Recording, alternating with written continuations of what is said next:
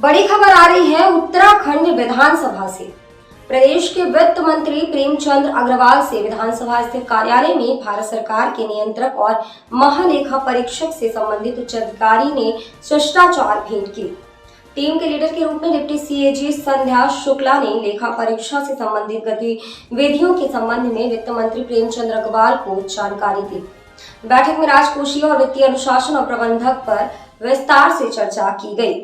चर्चा के दौरान जानकारी दी गई कि उत्तराखंड IFMS सिस्टम अन्य राज्यों की तुलना में बेहतर कार्य कर रहा है। इसके माध्यम से डीबीटी प्रणाली को कारगर ढंग से संचालित किया जा रहा है। वित्त मंत्री प्रेमचंद अग्रवाल ने कहा है कि उत्तराखंड में आय के साधन सीमित हैं, इसलिए वित्तीय प्रबंधन पर विशेष ध्यान दिया जाएगा और मितव्ययता संबंधी उपायों को लागू किया जाएगा।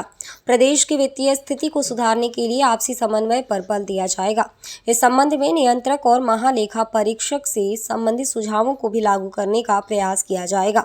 बैठक में सचिव वित्त सुरेंद्र पांडे, निदेशक लेखा Ahmad Iqbal, principal account general Uttarakhand Pravindra Yadav और अन्य विभागीय अधिकारी भी उपस्थित रहे।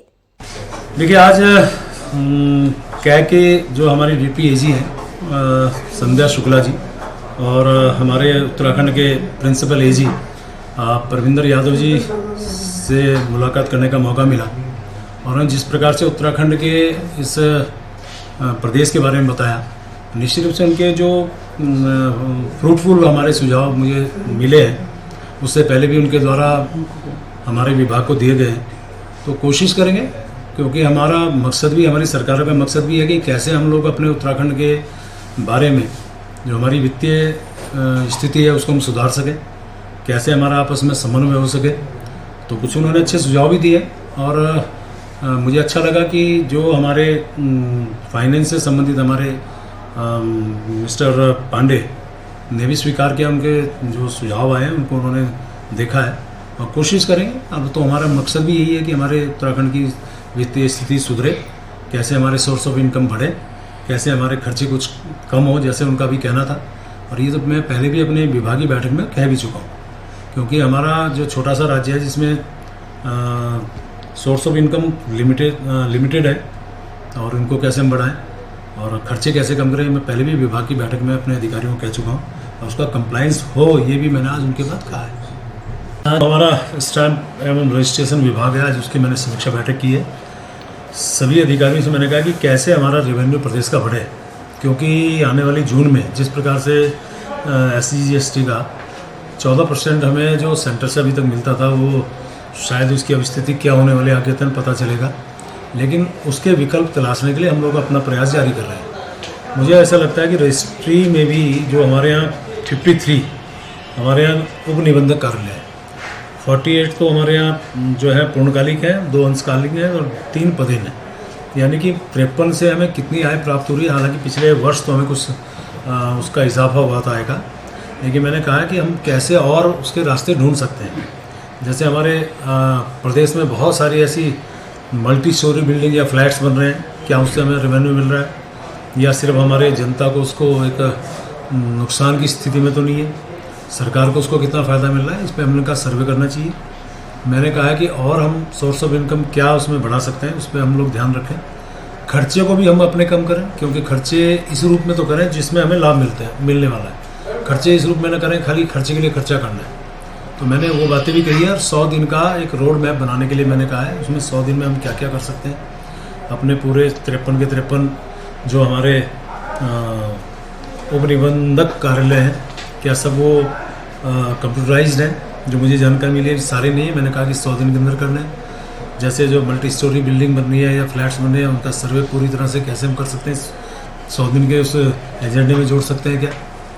फिर मैंने कहा है कि इसमें जो हमारे यहाँ तमाम ये ऑफिसेस जो हमारे उप निबंधक कार्यालय है, अब हम हमारे यहाँ आते हैं बहुत से लोग, अब आजकल जैसे माना गर्मी है, अब हमारे जो लोग आते हैं तो उनको हम लोग जो अधिकांश ऑफिस मैंने देखा है वहाँ पंखे नहीं है, माना वहाँ पानी पीने की व्यवस्था नहीं है, वहाँ बैठने की व्यवस्था नहीं है।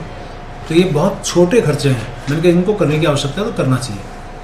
जैसे हमारी जनता आती है तो उनके लिए बैठने की समुचित व्यवस्था हो, टीन शेड की आवश्यकता तो वो करें, पानी पिलाने की आवश्यकता पड़े तो वहाँ पानी का कोई कूलर RO कुछ लगाना पड़े तो लगाएं। और उसी प्रकार से यदि ऑफिस के अंदर जिस प्रकार से हमारे यहाँ कुछ ऑफिस में जो जानकारी मिल रही है कि कहीं पंखे नहीं है तो कहीं कूलर नहीं है, या फाइल के लिए वहाँ अलमारी प्रॉपर नहीं है, तो उसके लिए करने के लिए कहा है। साथ में मैंने कहा है कि जो हमारे अभी 20 साल के रिकॉर्ड्स हैं उसको हमने अपने यहाँ रिकॉर्ड को पूरी तरह से कंप्यूटराइज कर लिया है क्या, उसको हमने स्कैन कर लिया है, या उस 20 साल से पहले के स्कैन हो चुके हैं क्या, नहीं हुए तो उनको करना चाहिए। और उसको मैंने 100 दिन का उनको टारगेट दिया है, कम से कम ऐसे जिले चिन्हित कर लें जहाँ पिछले सारे रिकॉर्ड को स्कैन कर लें। माना वो रिकॉर्ड हमारी फाइल दीमक ने खा दी या उसको ख़राब हो गई, तो आने वाले टाइम पे हम उसका रिकॉर्ड कैसे हम उसको आगे जो जनता चाहेगी या जब कभी आवश्यकता पड़े, तो वो दीमक ने खा दी तो एक अक्षर यदि कहीं उसमें ख़राब हो गया तो पूरी जो लाइन है वो ख़राब हो जाएगी। तो उसको मैंने कहा कि 100 दिन में कुछ जिले चिन्हित करिए, यदि प्रदेश में नहीं कर सकते हो तो उसको 100 दिन में आप स्कैन करने का पूरा जिम्मा उठाएं। कुल मिला के मैंने कहा है कि अपने रेवेन्यू सोर्स ऑफ रेवेन्यू भी हो, बढ़े भी, और खर्चे जो जरूरी है उनको कम करें। अब जैसे मैंने जो खर्चे बताया कि गर्मी है, गर्मी में पानी पिलाना बहुत बड़ा खर्चा नहीं, उसकी आवश्यकता पड़े तो करें। कुल मिला के मैंने दिशा निर्देश दिए हैं, अपने विषय पूरे रख दिए।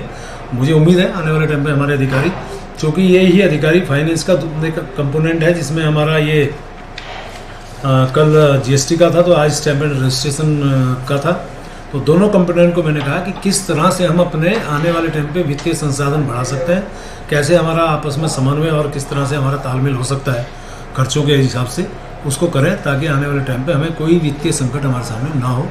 और पूरे तरह से भी कहा है, सामान्य तौर भी कहा है, कड़ाई के तौर पर भी कहा है। अपडेट मीडिया के लिए हरिद्वार से रणविजय कुमार की रिपोर्ट।